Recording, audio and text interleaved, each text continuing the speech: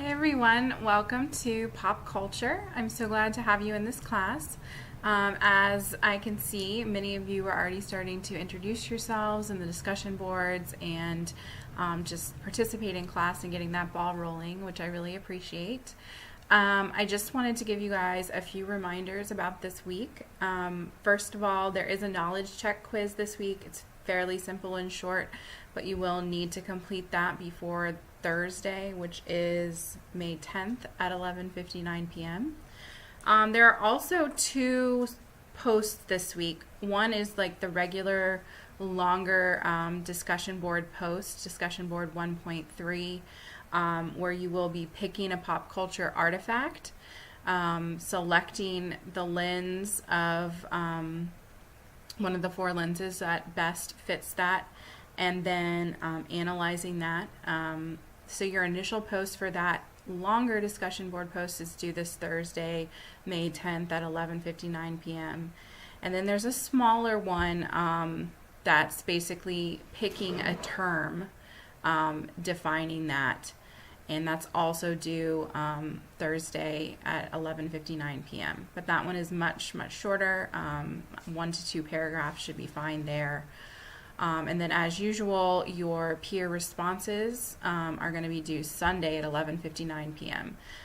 For each of those posts that are up and live this week, you'll need to do 2 peer response posts in order for me to be able to grade your assignment. Okay? I think there were a few questions on that in the general questions forum, so please check that out if you still have unanswered questions, or feel free to shoot me an email.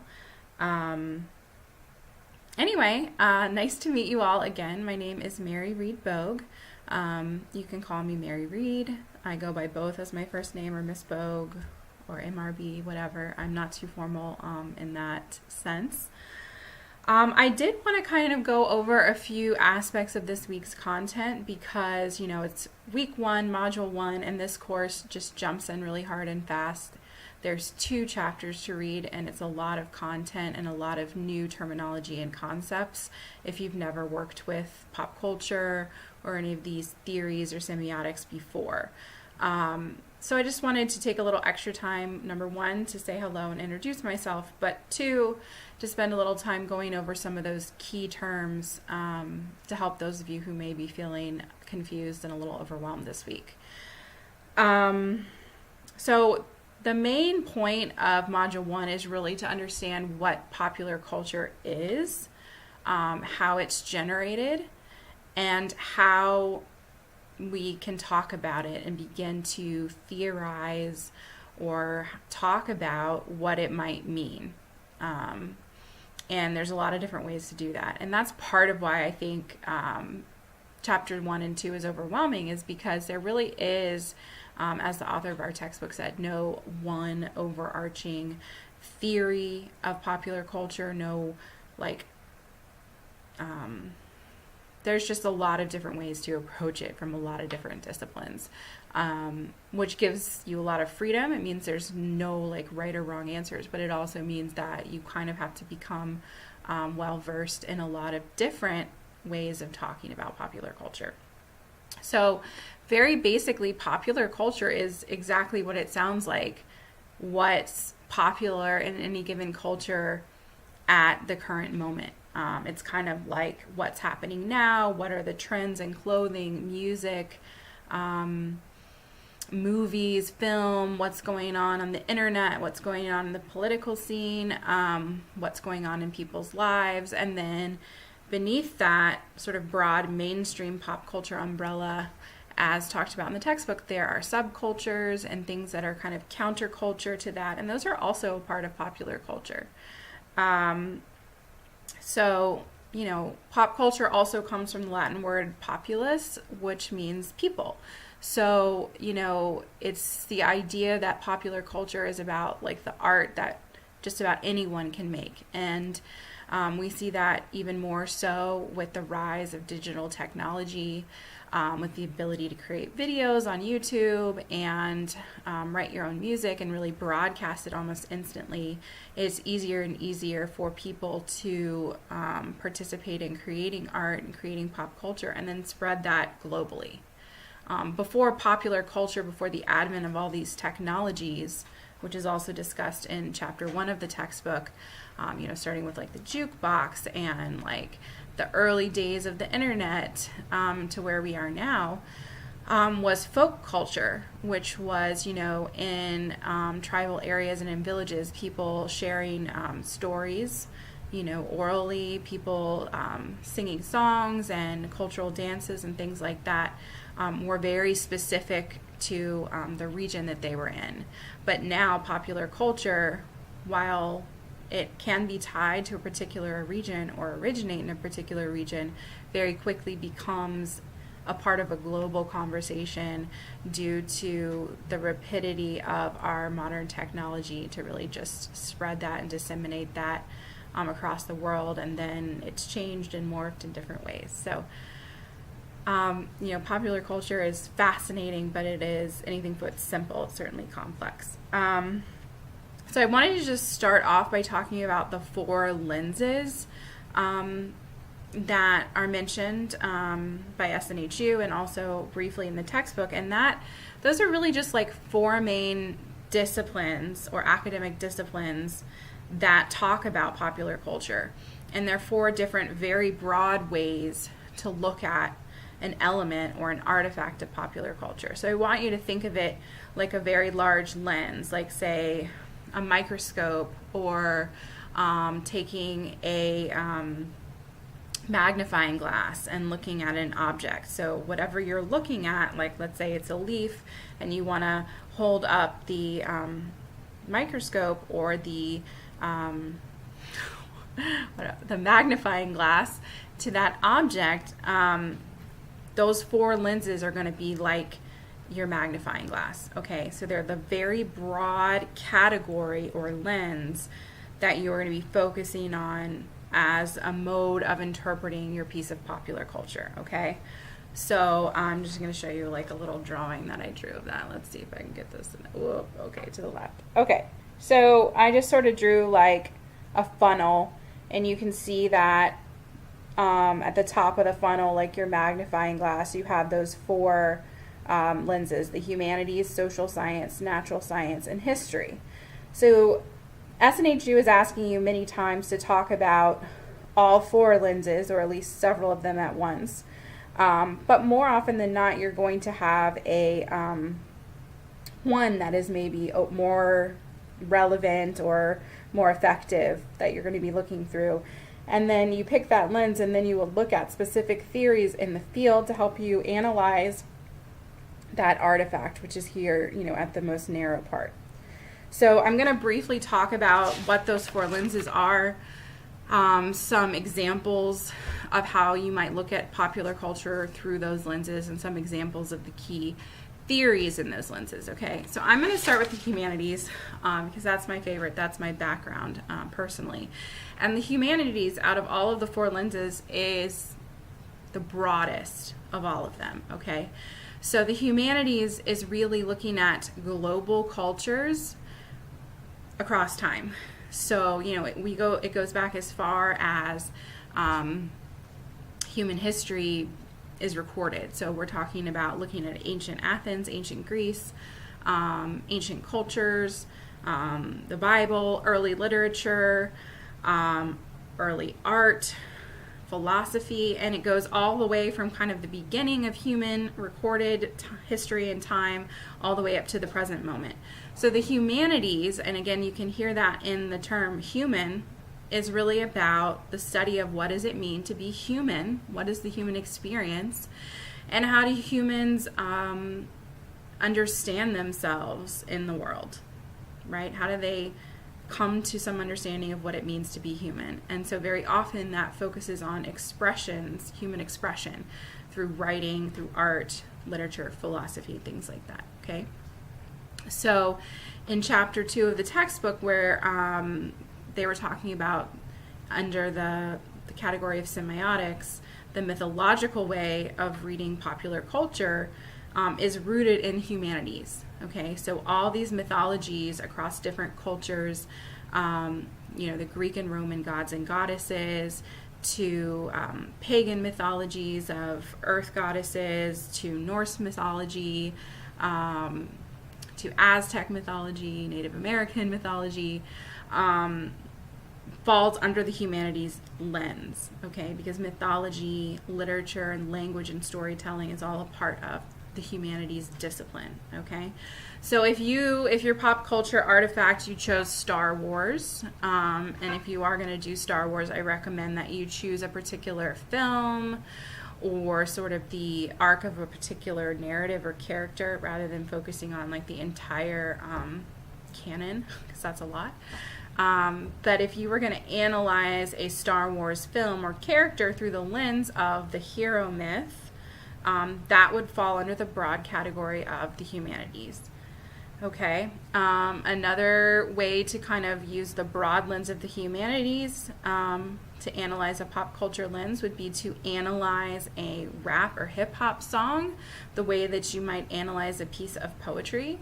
Like, what do the words mean? What are the symbols in it? What is the rhythm, the rhyme? How does that contribute to the author or musician's overall meaning? What symbols are there? Things like that, okay? If you were to compare the American political system to democracy in ancient Greece and ancient philosophers, that would also be in the lens of the humanities. I hope that makes sense. I kind of geeked out because that's what I'm into. All right, the next lens, and a lot of people get confused on the difference between these two, is the social sciences, okay? The social sciences, as I see it, is really like a subset of the humanities. So social sciences, like the humanities, are about what it means to be human, but it's focusing more specifically on the nuances of society. So like, how do people relate to one another? How do relationships work? Marriages, property, children, governments, tribes. And so some of the specific disciplines that fall under the social sciences, as you might imagine, would be sociology, anthropology, psychology, things like that.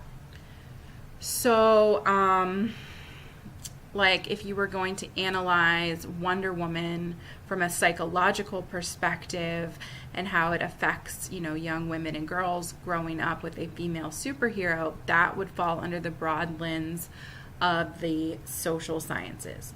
If you were going to talk about video technology and long-distance relationships that develop via online dating sites or something like that, and the sort of culture, hookup culture versus long-distance relationship culture and how that's facilitated by apps and these sorts of things, that would be a sociological lens that you would be analyzing this aspect of popular culture. The jukebox was mentioned in chapter 1 and how like the advent of that technology created like a hangout spot at diners for teens, like as seen in Happy Days, and it shaped like this whole aspect of youth and teen culture.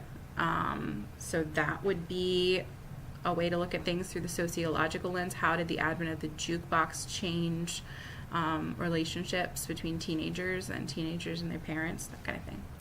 Another aspect of the social science that relates to pop culture is how pop culture can participate in or hinder or advance social change.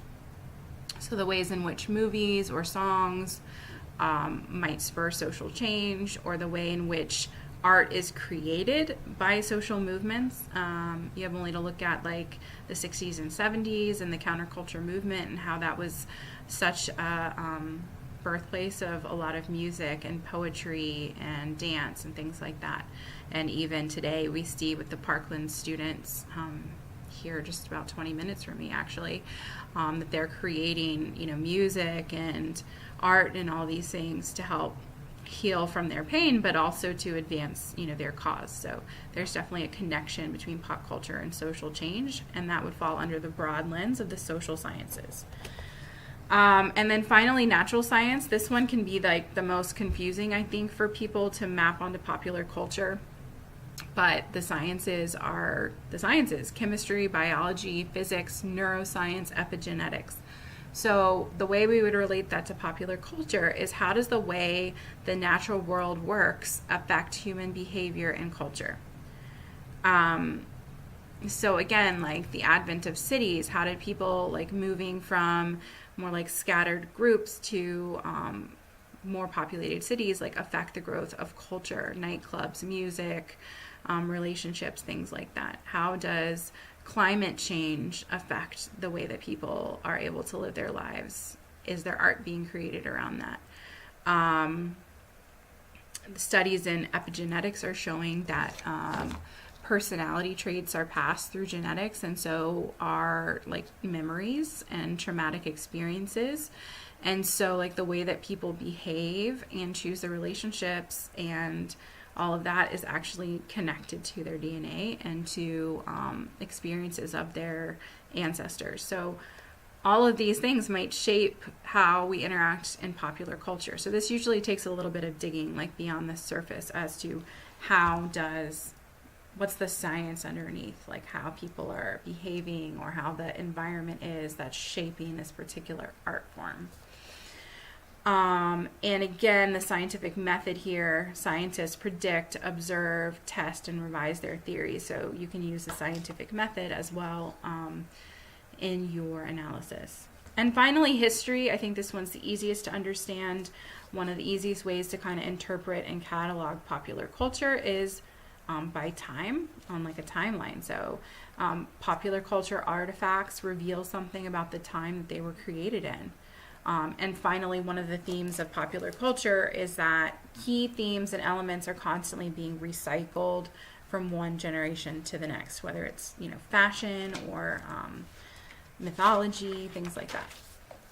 Okay, so those are the 4 broad lenses. I know that was a lot, but I also was seeing that people were getting kind of confused about how to apply those to their artifacts. And not only is that something you need to know this week for the discussion board, but it's something that you're going to need to apply for your final project. I'm going to try to go now really quickly through semiotics theory and some of the key terms that you're asked to use this week as well on the discussion board. Okay, so let me take a breath. All right, so semiotics is basically just the study of, like, meaning making. It's how do people make meaning out of our existence? How do we even, like, determine what something means and why? Okay. And so when you look it up online, when you just kind of do a search, you're going to see that semiotics is a study of signs and symbols. Okay, well, that's great. But, like, again, what does that mean? And semiotics in particular feels like a foreign language. There are a lot of different terms, and they all mean things, and it doesn't quite make sense because we're talking about symbols representing this, representing that. So, don't worry, like, too much about having to understand every nuance. I would honestly recommend making just some flashcards or a little Word document with the definitions of these things that you can pull up whenever, you're going to write a post or you just can't remember what something means. And as we move through the course, you'll get more familiar with the terminology. So essentially, a sign is, and they talk a lot about the signifier and the signified. Again, you don't need to worry about that too much, but like a sign, let's say a sign of, like, crossing a road, of like a person crossing a road, is composed of that image of the person crossing the road and also what it represents, which is an actual human crossing the road. Like, we wouldn't say that the sign is the same thing as the actual human being crossing the road, but whenever we see that sign, it immediately connotes the image of the person crossing the road, and we know what that means. Okay.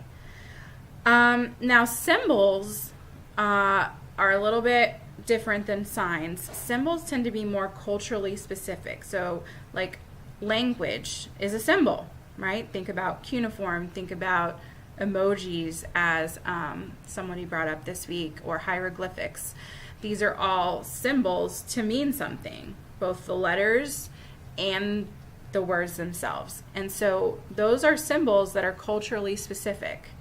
So, the English language is specific to English language speakers, right? And this is why we have to like learn language, learn the different symbols. And also tied to that, if you've ever learned another language, there's all these cultural meanings like attached to that, to certain phrases or behaviors, and what's considered polite in one culture can be considered impolite in another. So a symbol is, again, something very culturally specific, used to represent something else, to represent a behavior, an emotion, things like that, okay? Another way to think of a symbol as well, beyond language, is like the American flag is a symbol. But it can be understood, like what that means and what that stands for.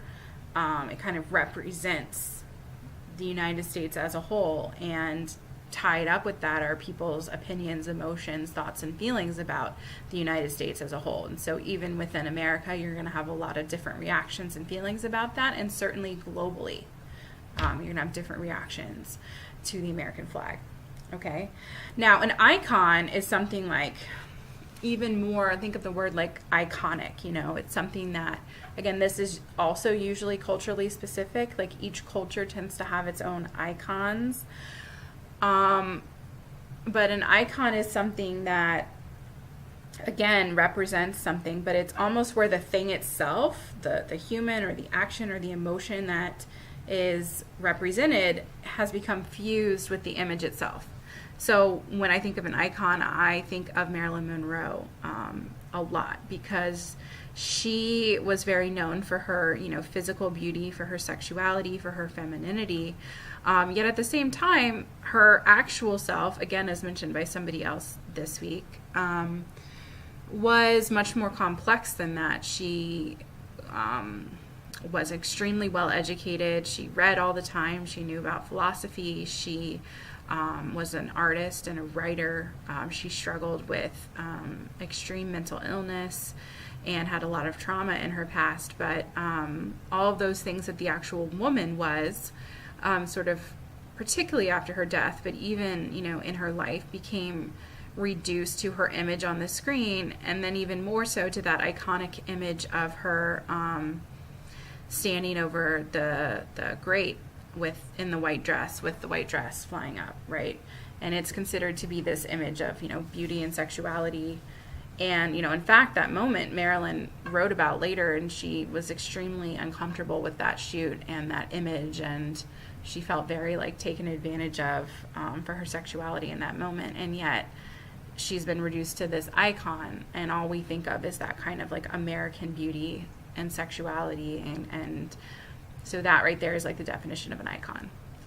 In the textbook they mention Queen Diana, or Princess Diana, excuse me, and how after her death she was an icon, but outside of like America and Great Britain it was meaningless to others. So again, icons tend to be very culturally specific.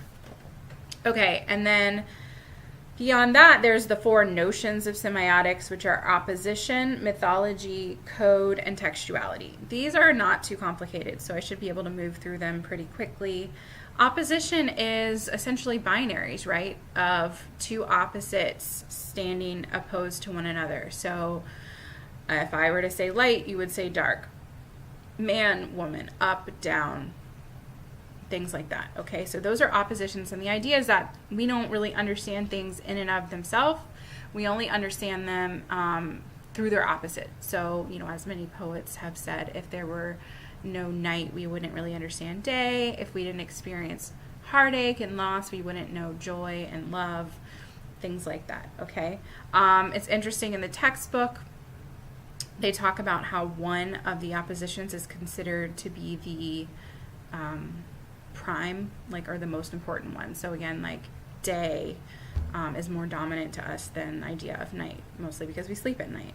And in patriarchal cultures, man is considered to be like the positive, the definition of the thing, and woman is just the reflection or the opposition. But in matriarchal cultures, that's reversed. So it would be woman and man being kind of like lesser, or the reflection of that, okay? As for mythology and how it relates to semiotics, which again is the study of signs and meaning making, right? So we talked a little bit before about the idea that there are certain mythological themes and symbols that run across cultures, and we can start to consciously or even unconsciously pick up on those themes in movies. Obviously superhero movies, but in any movies we see like the themes of the hero or the heroine, fighting against some conflict or great force. We also see this in music. We see this in spectacles like the Super Bowl halftime shows, things like that, dramas, plays. And it's pointed out as well that in semiotics that mythology itself tends to contain those oppositions we just mentioned. So there's myths about like the origins of night and day. There's tension between the gods and the goddesses, good and evil, light and dark. Okay. And if you haven't read Joseph Campbell, he's a great example of this sort of mythological theory. He wrote The Hero with 1,000 Faces and many other things on mythology and the human experience and popular culture. So definitely check it out if you haven't. Representation, another one of those terms, it really just means that one thing representing or standing for another. So in our textbook to talk about white representing good or purity and black representing bad or evil. The author doesn't talk about this, but I think that also has like a racial element to it. But you see that throughout movies. The good folks, guys, are in white, and the bad guys are in black. You also see that representing like virginity. For example, in Southern debutante culture, the young woman is dressed in white as a symbol of her virginity, and then she is paraded out in front of a group of eligible young bachelors by her father and sort of offered up to be selected as a wife. So we see that symbolism occurring all the time, even now. Okay, and so a lot of times here with semiotics and popular culture, the term is used, the text, okay? And it's kind of like the artifact. It's confusing, I think, because when we hear text, we think like of a written text, right? But text doesn't have to mean that. Of course, a text can be a poem or a book or the lyrics to a song, but a text can also just be a play or a movement or a piece of art, okay? So it's really just the subject that we're analyzing. We say text because I think we're most familiar with analyzing pieces of literature and poetry. And that's essentially what we do with pop culture, even though our texts aren't purely limited to written texts, okay? So code, that's literally like how do we translate the texts and the different representations within them, okay? Codes are also cultural, right? So if you like research emojis, you'll find that they were developed in Japan, and those images that they created represented certain cultural expressions that when they were brought to America and other countries were interpreted differently depending on where you are. Another one, I think, Miss Hopfee, sorry if I said that wrong, mentioned the praying hands and how that could either be emoji, how that could either be like a high five or like I'm praying for you, right? So depending on like what your code is, like if you have a religious background, you're probably going to see that as, praying for you, versus somebody who has no experience with prayer or church would read that differently. And finally, textuality. That's, again, just referring back to the idea of text, and that texts are not just written texts. Umberto Eco talks about open texts, which means they're open to a wide variety of interpretations, versus closed texts, such as a mystery novel where there's like one answer and the crime is solved in the end.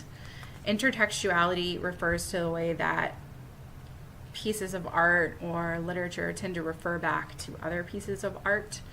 And that meaning can be found in the relationship between the two. So that is 28 minutes. I can't believe I talked that long. I hope you watch this. I hope it helps you. I just felt like there was a lot of terms going on this week, and I wanted to make sure you all didn't feel overwhelmed. And I certainly feel like when I can't talk to you all face to face, I don't know what you're struggling with or what you need help with. So let me know if you found this helpful.